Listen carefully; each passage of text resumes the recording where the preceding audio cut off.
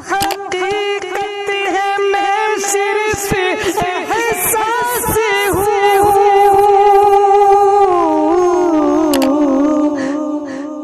سمندر میں بھٹکی ہوئی پیاسی ہوں، تو سمندر میں بھٹکی ہوئی پیاسی ہوں۔ صلی اللہ علیہ رسول کریم۔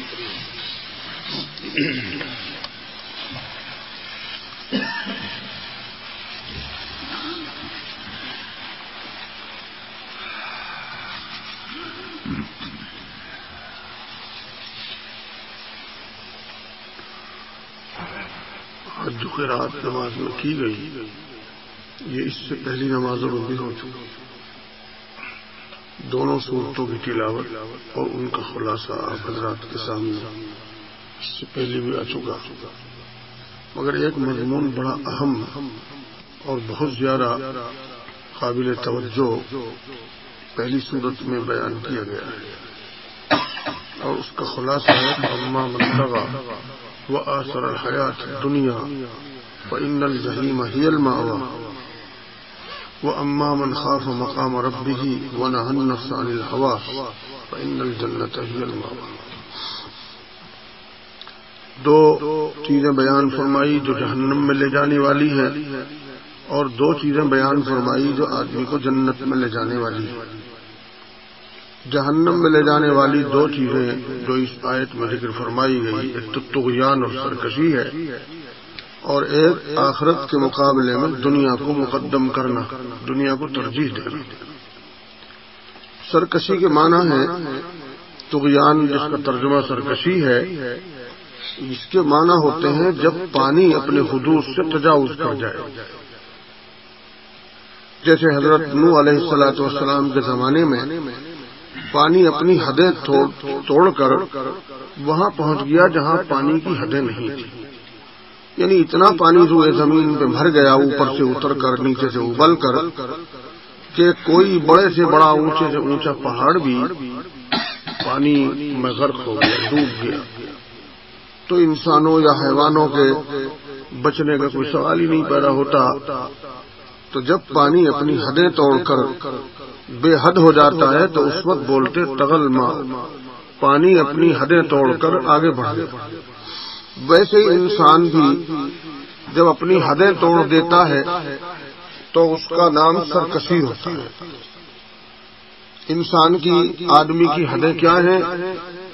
ظاہر ہے کہ آدمی، انسان ایک بندہ ہے، اس کی حدیں ہیں عبودیت، بندگی اس کی حدیں ہیں۔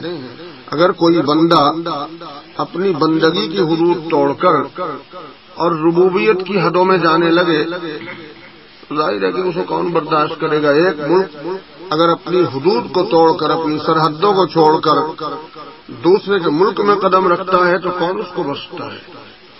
اس کے لیے تو باقاعدہ فوجیں رکھی جاتی ہیں، باقاعدہ اس کے لیے اسلحہ رکھے جاتے ہیں، چھاونیاں بنائی جاتی ہیں، اور وہ مہلک ہتھیار تیار کیے جاتے ہیں کہ اگر کسی دشمن نے ہماری سرحد کے اندر 1 انچ بھی اندر قدم رکھا تو اس کو اڑا دیا جائے گا۔ حالانکہ وہ بھی انسان اور یہ بھی انسان، اور وہ بھی زمین اور یہ بھی زمین، لیکن ان زمین کے بادشاہوں نے بھی اپنی حدیں مقرر کر رکھی ہیں، سرحدیں مقرر کر رکھی ہیں کہ اگر کوئی ایک ملک دوسرے ملک کی حدود میں داخل ہوتا ہے تو اس کے معنی جنگ کے ہوتے ہیں، اس کے معنی تباہی اور بربادی کے ہوتے ہیں۔ تو جب ملک کی حدیں توڑ دیتے ہیں تو وہاں ان کے لیے ہلاکت اور بربادی اور تباہی آتی ہے۔ تو ویسے ہی دو چیزیں ہیں، ایک ہے عبودیت جو بندے کی مملوکت ہے، اور ایک ہے ربوبیت جو اللہ کی مملوکت ہے۔ رب ہونا، مالک ہونا، آقا ہونا، معبود ہونا، یہ تو اللہ کی شان ہے، اور بندہ ہونا، بندگی کا ہونا، یہ بندے کی شان ہے۔ ایک ایسے بندے کا ذکر بھی اس صورت میں کیا گیا ہے جو باوجود اس کے کہ وہ انسان تھا، باوجود اس کے کہ وہ بندہ تھا، باوجود اس کے کہ وہ کھانے اور پینے کا محتاج تھا، باوجود اس کے کہ اس میں ساری انسانی کمزوریاں موجود تھی، مگر ان تمام کمزوریوں کو نظر انداز کر کے اور صرف اتنی سی بات پہ نظر رکھ کر کہ میری حکومت، میری قلم جو بہت دور تک چلی گئی ہے،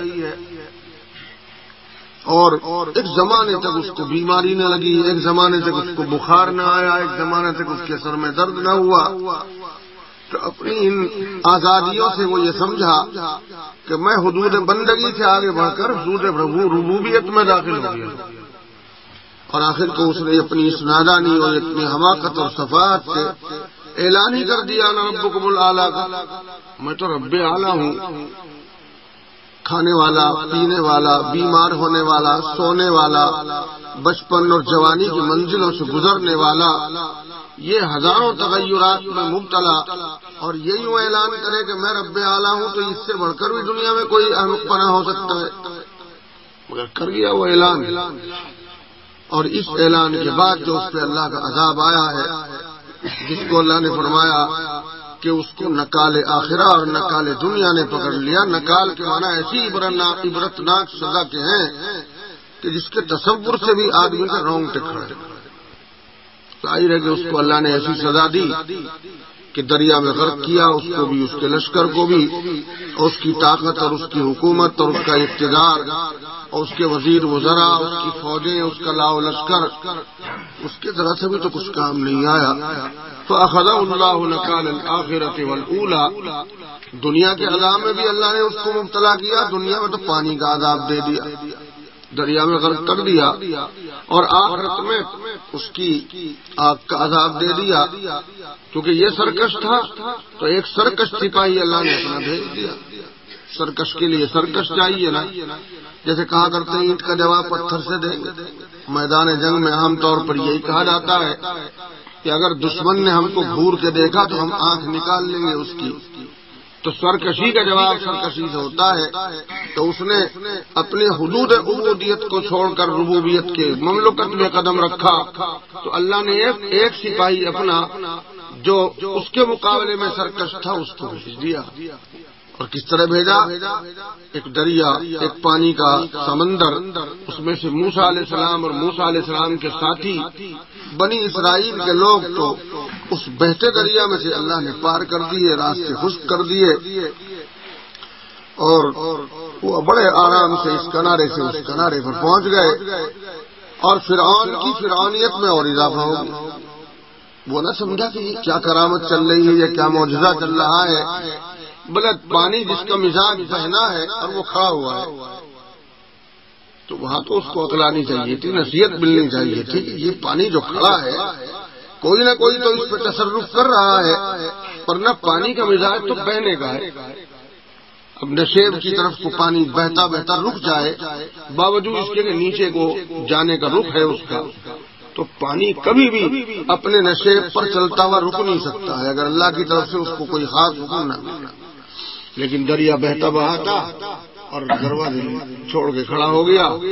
12 قبیلے اور 12 خاندان تھے موسیٰ علیہ السلام کی قوم بنی اسرائیل کے، چونکہ ایک رستے پر چلنا تو ان کے بھی مزاج کے خلاف تھا، وہ بھی 12 قبیلے گویا 12 گروہ تھے۔ اللہ نے 12 ہی راستے بنا دیے، چلو اپنے اپنے راستوں پر چلو۔ تو موسیٰ علیہ السلام تو لشکر سمیت پار ہو گئے، اور فرعون نے بھی اپنے گھوڑے ڈال دیے، اپنا لشکر ڈال دیا، اور انانیت میں اور اضافہ ہوا، اور یہ تعصب دینے کی کوشش کی کہ دیکھو میرا تصرف، پانی کو بھی میں نے روک دیا۔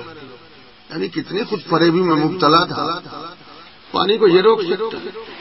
جب 20 دھار میں پہنچا اور منچ دھار میں پہنچا تھا پانی کی، تو اللہ نے حکم دیا کہ تم فطرت کے خلاف کیسے کھڑا ہوا ہے؟ ہم نے حکم دیا تھا فطرت کے خلاف رک جانے کا، اب اپنی فطرت کو اختیار کر۔ پانی تو فطرت کے اعتبار سے بہنے والی چیز ہی ہے، اور نصیب کی طرف کو چلتا ہے، پانی تو چل دیا اپنا، اور وہ راستے سب کے سب جو تھے ختم ہو گئے، اور فرعون کا لشکر، اس کے گھوڑے اور اس کے تمام ساز و سامان سب اسی میں غرق ہو گئے، ڈوب گئے۔ تو یہ سرکش ہوا، تو اللہ نے اپنا ایک سرکش سپاہی بھیج دیا کہ ہمارے پاس تو ایسے ایسے خدا جانے کتنے سپاہی ہیں۔ تو یہ ہے فَأَخَذَهُ اللَّهُ نَكَالَ الْآخِرَةِ وَالْأُولَى، اللہ نے اس کو دنیا کی اور آخرت کی سزا میں گرفتار کر دیا۔ یہاں پانی میں ڈوبا، اور پانی سے نکلے گا تو آگ کے سمندر میں ڈوبے گا، ان 2 سمندروں سے کبھی نجات اس کو نہیں ملے۔ یہاں جب تک اللہ نے چاہا تو پانی میں ڈوبا رہا، اور جب اللہ چاہے گا تو اسے آگ کے سمندر میں غرق کر دے گا۔ تو کیوں ہوا ایسی سزا کیوں دی؟ اللہ کو کسی بندے اور انسان کے ساتھ اپنے ہی ہاتھ سے پیدا کر کے کوئی دشمنی نہیں ہو سکتی۔ جو اللہ اپنے ہاتھ سے اس انسان کو بنائے اور مخلوق کو بنائے تو اس سے اسے دشمنی تو نہیں ہو سکتی ہے، لیکن جب انسان انسانیت کے حدود سے پار ہو جائے، سرکشی پہ کمر باندھے اور اپنے پیدا کرنے والے ہی کا مقابلہ اس شان سے کرے کہ اللہ کہاں، میں ہوں رب اعلیٰ، میں پرورش کرتا ہوں، تو جھوٹ بول رہا تھا نہیں بول رہا؟ کتنا جھوٹ!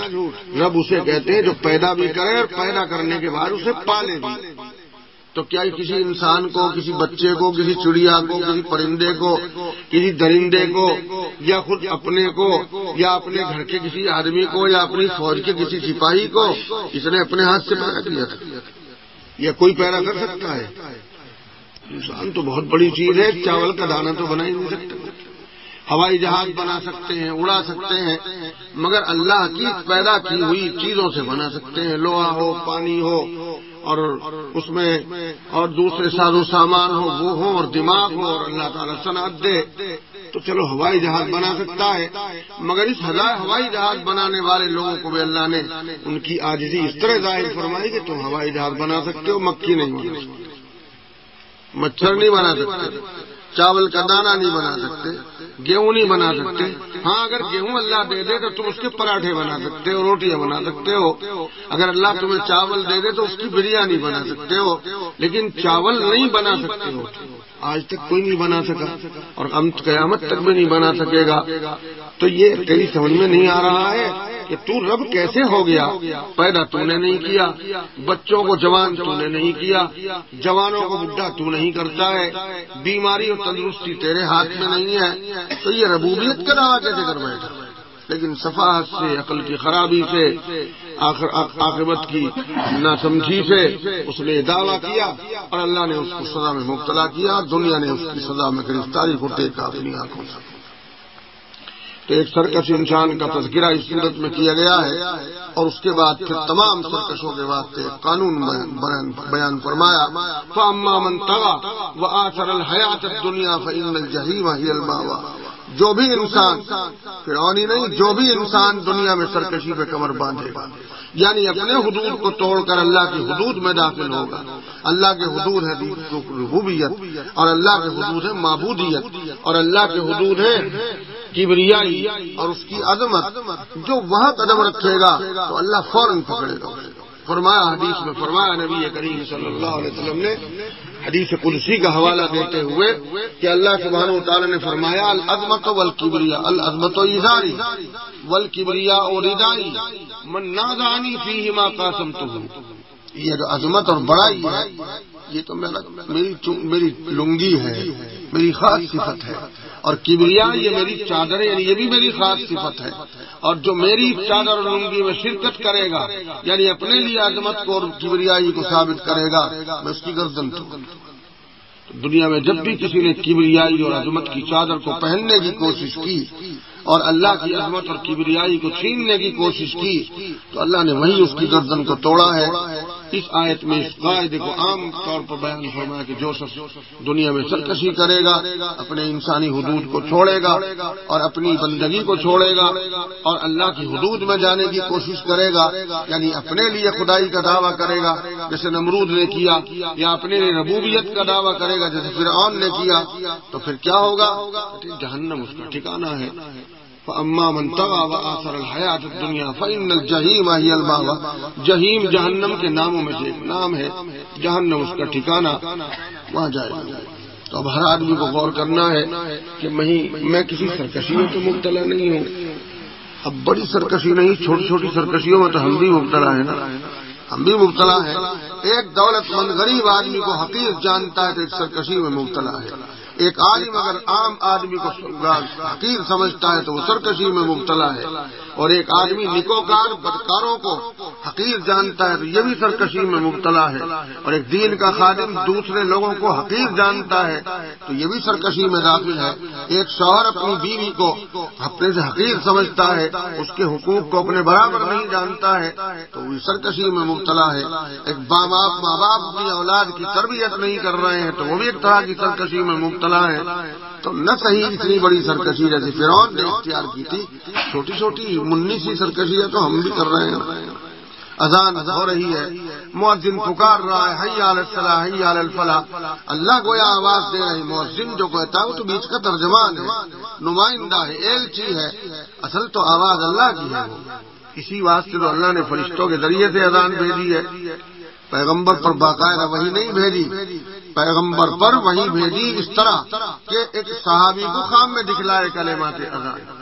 تو کیوں آخر؟ اس لیے تاکہ معلوم ہو جائے کہ اذان تو اصل میں کہہ رہا ہوں، میں پکار رہا ہوں حی علی الصلاۃ، میں کہہ رہا ہوں حی علی الفلاح، میں دعوت دے رہا ہوں، تو لوگ سمجھے کہ یہ تو مؤذن بلال پکار رہے ہیں یا ہماری مسجد کا کوئی مؤذن پکار رہا ہے، لیکن یہ مؤذن تو ترجمان محض ہے، واسطہ محض ہے، اصل میں اللہ کی آواز ہے۔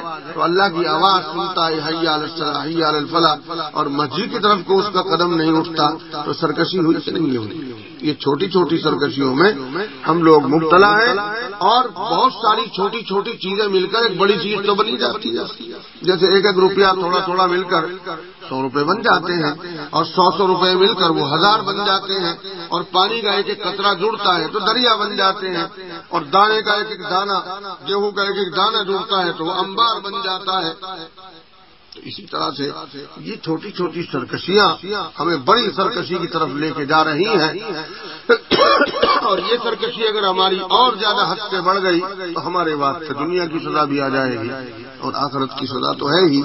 اس لیے اب ہمیں اپنے حالات پہ غور کرنا چاہیے کہ کسی چھوٹی موٹی سرکشی میں ہم مبتلا تو نہیں ہیں، کسی کو حقیر تو نہیں جانتے، ہماری بیوی سے تو لڑائی نہیں ہے، بلا وجہ بیوی کو تو نہیں ستا رہے ہم، اور بیویاں بھی سوچیں کہ ہم سرکشی پہ تو نہیں اتر آئے، کہ شوہر کو تکلیف تو نہیں دے رہے، یا علماء دیکھیں کہ ایسا تو نہیں ہو رہا کہ ہم کسی کو تکلیف دے رہے ہیں، ستا رہے ہیں، پریشان کر رہے ہیں، ہماری وجہ سے لوگوں کو دقتیں ہو رہی ہیں، یا یہ کہ دولت والے اس پر غور کریں کہ ہماری وجہ سے غرباء و مساکین کو کوئی تکلیف تو نہیں ہو رہی ہے۔ ائمہ مساجد سوچے کہ ہماری وجہ سے مقتدیوں کو کوئی پریشانی تو نہیں ہو رہی، اور مقتدی یہ سوچے کہ ہماری وجہ سے امام کو کوئی دقت تو نہیں ہو رہی ہے۔ اس پر غور کرنے کے لیے اللہ نے اس مضمون کو اتارا کہ اپنی چھوٹی چھوٹی سرکشیوں کو دیکھا کرو کہ کہیں یہ چھوٹی چھوٹی سرکشیاں بڑی نہ بن جائیں۔